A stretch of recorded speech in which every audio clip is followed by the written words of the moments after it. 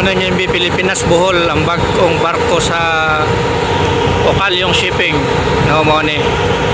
Oh.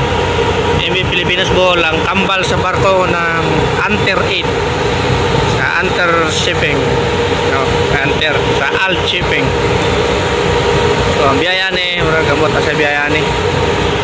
So, nagplastar na sila karon kay alas 5:48 na sa hapon, no, gabi na. So, alas 7 ang depart ni mga barkuha karon. So, naka-ready na, naka-standby ng engine. So, mo ni dre oh. Hayag kayo oh. Mo ni nakanindot ni barkuha. Oh.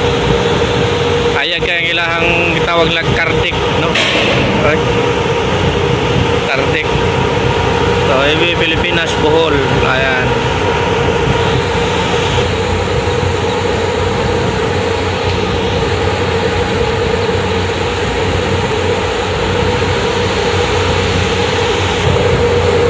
Kardik, no? O, sinaw kayo, flooring. So, kinsa mo ito yung nakasakay na ni na pwede, oh. Mga bangko, oh. Si Kandik. So, na din i-seater diya, no? So, napinagduyan dito. May mga bangko dito, tagas kayo, adagan kayo. Itong, so, pwede din maglingkod. Doon na siguro ibiyayaan ni.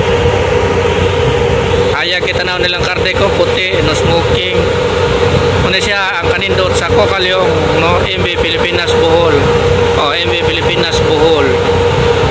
So, muna yun. Ruwa niya. Yagay. Nindotay. So, dahil ang Perono. So, dahil simbahan rin sa may kuwan. GPU, GCU. Mariners Court. So, Drea. Mga sakay Ocalyong Shipping Line. Shout out no sa tanang mga crew ng barkuhang MV Pilipinas Bohol. Pagkagwapa sa barko.